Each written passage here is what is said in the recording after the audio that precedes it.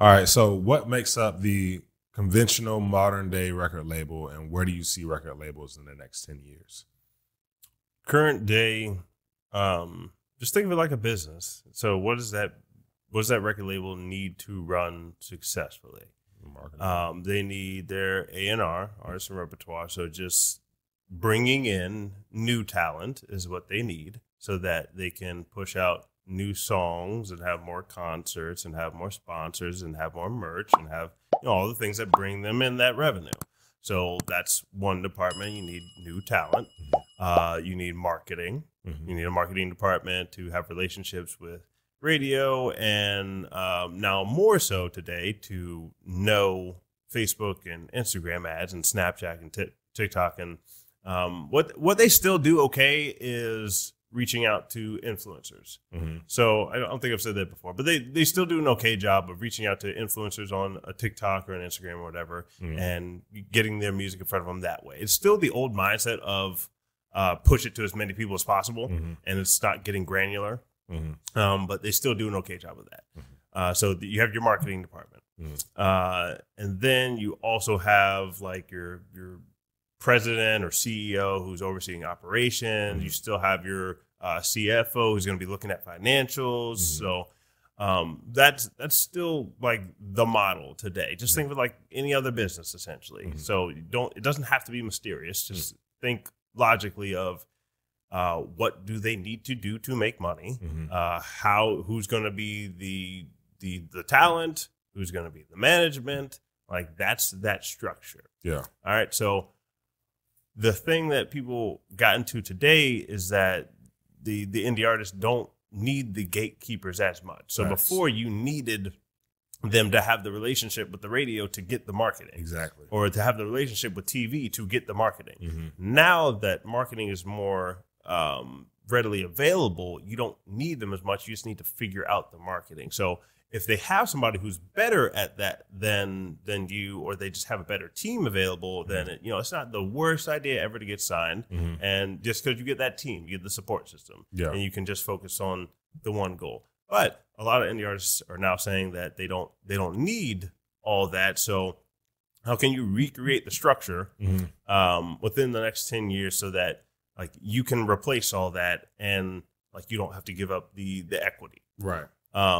The best way that I see happening to get funding is going to be one, to have your business model down. So I'll make another analogy to the stock market, kind of like we did in the NFT video. If you guys haven't listened to that or watched that, go back in the episodes and go listen to that. But this is similar. So you have a business that you want people to invest in, right? If you want to get signed to a record label, you still want people to invest in you. It's just that you don't have the system in place of proving that you've made money yet sometimes, or these days they sometimes do want a track record of you having success. Right. But let's say that you just don't want that long-term contract to one place, right? And if you think about how companies go public today, if a company wants to go public, all they're saying is we want to take capital from everyday investors. We want to open up the opportunity to give us capital and help you and us grow the money. Right. Right. So you trust us that we know what we're doing with our system, that we can give you a little bit of the returns. Yeah. That's what any company is trying to do. So Apple products or HP or whatever, or any of the thousands of companies that are public are just saying like, we want access to the public capital so we can grow faster and share these products with you guys and solidify our brand. Yes. So whenever you have more money than other people, you just get to do more things. Like you get to pay better engineers. You get to build better technology. Like you get to stay at the front typically.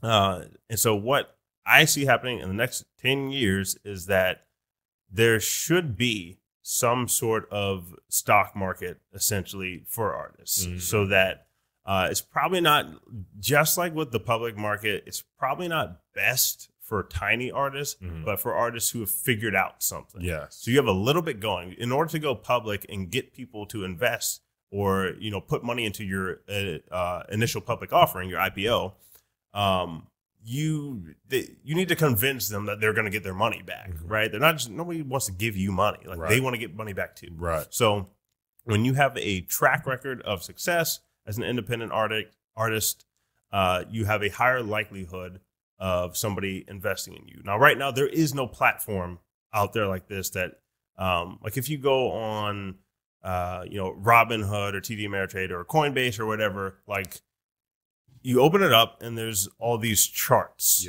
in place that are going to say like, here's the track record of success. And then you can do what's called technical analysis of stocks, where you're looking at the charts and you're trying to figure out like, how much this is going up during this period of time, and what you're trying to figure out, like the dips and all that stuff. And then there's fundamental analysis, where you're trying to look at the revenue of the company, the employees, what they're working on. Like that's the fundamentals. Right. And so there's no platform out there right now that has a bunch of artists on it, and the platform is saying like, all right, here's their Spotify chart, or here's their YouTube chart over the past year, over the past 6 months. Like you can look at that in your YouTube analytics, or your Spotify for Artists analytics, but it's not positioned for investors right now. Yeah. So, like this is that uncharted territory, that startup field that I was elaborating on last time with the NFT video. So what I see should be that artists have a platform or an area where investors can come in, and if you prove yourself to the market, like you have enough of success, then you can now have access to this capital, and then the platforms can make these like exchange traded fund types or mutual fund types, where you can then group different artists into one category. So let's say there's a new genre of rock music. We'll call it, funk rock. Like let's say that didn't exist yet, and that just is starting to come out. Right. And then you have investors that are like, oh, that'd be really great to get into this. Just like they say, oh, it's really great to get into tech. Yeah. Right. Or like when everybody was going on a frenzy over the .com in early 2000s, like, oh, this is new, this is exciting, I want to get into this. And right now there's no place where they can put that money into whoever is publicly available. Yeah. Right. So that's where I see it going.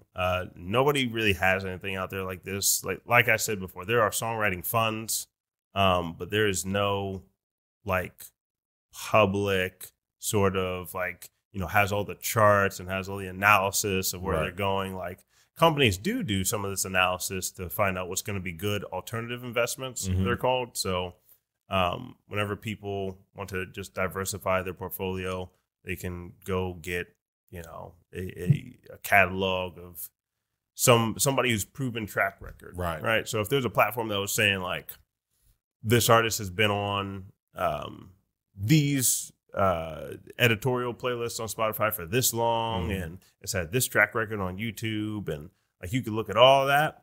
I think that would probably be the most fun people would have investing, because you look at sports betting sites, right? Well, that's not investing. People do it because like they find that really fun. Like you just enjoy sports. Right. You just enjoy music. And to be like, if I could go invest in like Chance the Rapper or something like that, like people would be like, oh yeah, like I like that guy. So I'll go invest into him. And then it's like, when people say like they own some of Apple, it's kind of like a thing. Like, they make money with it, but it's just like, I own part of Tesla, right? I own part of Apple. Like, that's pretty cool, right? Yeah. So if they could do that with their favorite people and music, or like their favorite entertainers, like if they were offering up some stock and like their stock as this individual, or like whoever else I bring on to my independent label, like we'll offer that, and then you guys can share in the profits versus us going to the record labels and them telling us what to do and us having to cop out and like, not be who we want to be. Like we can stay independent and like we can just be funded by you guys. Like this combines both the like the Patreon model with investing, so that the listener doesn't just have to like give you this charity case of like, oh, like I have to convince people to subscribe to my Patreon and all that stuff. Like, no, they're in it with you now. Right. Like they're saying, I'm tied to this brand and I think that their catalog is going to do great for years and years to come. Or they could just be like, I think this catalog is going to do great for the next 2 years. Yeah. And then I'll just dump the stock. Yeah. Like this has so many use cases to where this is not publicly available. Right. There's nothing out there like this. But I think it has the potential to go that way. Especially you got NFTs and you got like all this other stuff that you can do, like these profit sharings now that were not readily available before. So that's the direction I see it in. I see smart independents like recognizing that that's where it's going first, and then they'll do it first, and then people will come alongside it as it gets going. Yes. Yeah. Absolutely. Makes sense.